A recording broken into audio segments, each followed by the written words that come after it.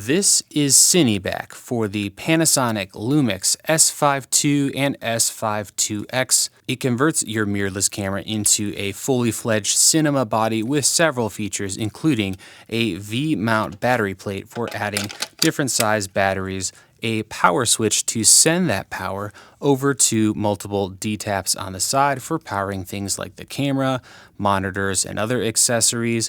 You can access all of the buttons. None of them are inhibited by this rig.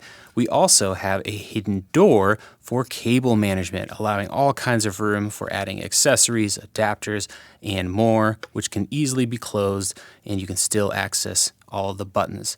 There are a ton of mounting points on the bottom as well as the top and sides of CineBack, and there's a screen protector here so that nothing can impact and damage the screen. You can use it in a closed position, a front-facing position for ACs and menu control, as well as a normal flipped-out scenario.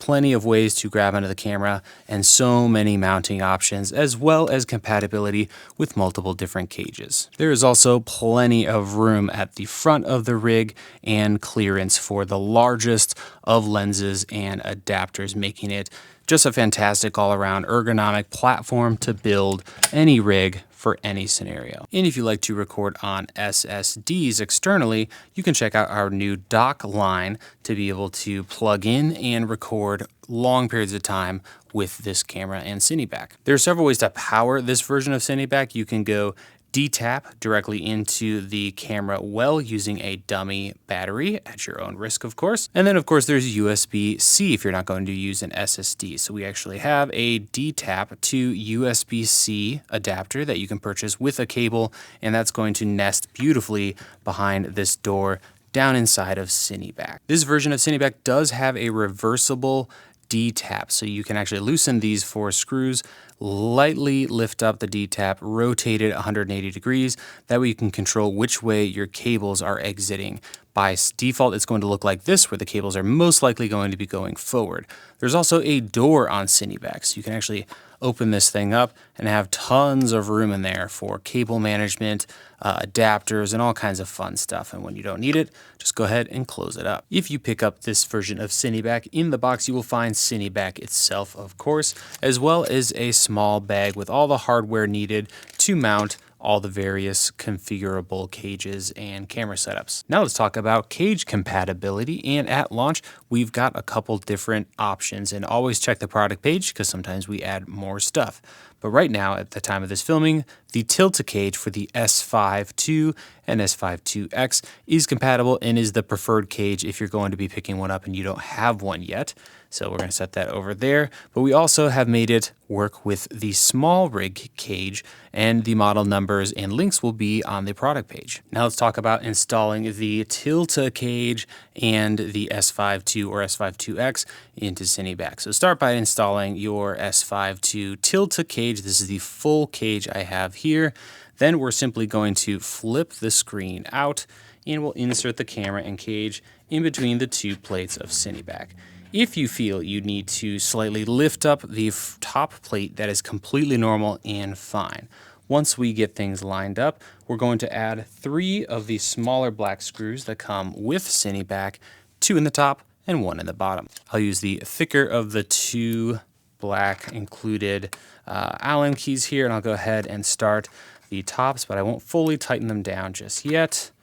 Like so. Then we're going to take CineBack, flip it upside down, and add the bottom screw right through this slot into the cage. I'll go ahead and snug that one up, and if we're happy with the centeredness of the camera, we'll flip things back over and tighten down the top 2 screws, just like so. At this point, we can go ahead and take the camera, close the screen into the protected slot of CineBack. And if the screen looks like it's a little cockeyed up or down, you can actually loosen this bottom screw and slide it forward and back to get alignment just right so that the screen is parallel with CineBack. From there, you're ready to go ahead and go out and shoot using CineBack and the Tilta cage. Now let's go over installing the SmallRig cage in CineBack for the S52.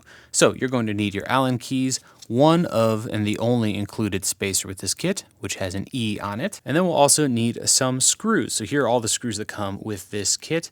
All we need to do is take one of these smallest screws and remove it, and that's everything you need to get this cage set up. We are going to start by installing a spacer, which I have right here, on the bottom inside plate of CineBack, and it's going to go right here. And your goal is to line up this slot with the spacer with the slot right here on the bottom plate. To attach that spacer, we're going to use 2 of these silver screws and the smaller Allen key. There I have it installed, and as you can see, that center slot lines up with the center slot on the bottom plate.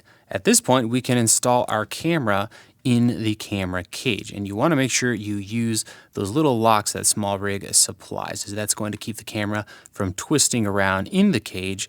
And then we're going to flip the cage onto the bottom, and you'll notice right here at this rear 3/8 thread, we have added our 1/4-20 to 3/8 adapter. With that installed, we're ready to go ahead and insert the camera. We're going to start by opening the screen, and we're going to go ahead and slide it in between the top and bottom plate of CineBack. Now, it is completely normal and fine if you feel like you need to lift up this top cheese plate a little bit. And then we're going to be lining up the threads here and here on the cage with CineBack. Take 2 of these smaller black screws and the thicker and larger of the 2 Allen keys, and we're going to install them on the top. Make sure you don't tighten it down all the way. Just start the threads so they don't slide out. Then we're going to flip CineBack and the camera over, and we're going to install the longest and single longest screw that comes with this version of CineBack in the bottom into that silver adapter that we added earlier. While pushing the camera backward, we can go ahead and snug up that bottom screw, then flip CineBack back over, and we'll go ahead and tighten down the top 2 screws. With that done, we can grab CineBack, close the screen into the protector here on the side, and we're ready to go out and film with CineBack. So that's installing the SmallRig cage on the CineBack for the S5 II and S5 IIX. So that is a look at CineBack for the Panasonic LUMIX S5 II and S5 IIX.